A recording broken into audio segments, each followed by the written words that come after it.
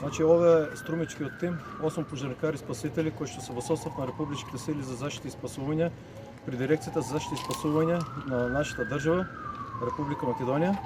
Во моментот нашиот тим се наоѓа во градот Ади Јамен, град со околу 270.000 жители, кој што од земјотресот можам да кажам дека е тотално разорнат. Има овде сега моментално нашата екипа работеше на оваа зграда, точно кажано десеткатница, во која што според кажувањата на жителите има преку 100 мртви. Само двајца успеале да се спасат.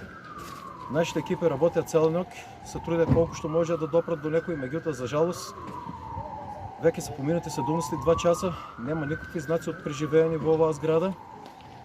Температурите беа многу ниски преку ноќите до минус 7 степени, сигурно и хипотермијата е придонесла за тоа да нема никакви преживеани во оваа зграда. Ситуацијата речиси во целиот регион е доста лоша. Улиците се дури брановидно пресечени, значи што суди за самата силина на земјотресот кој што е бил овде.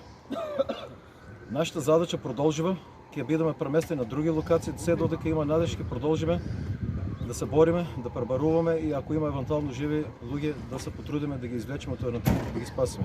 Сите сме добро, продолжуваме. Поздрав!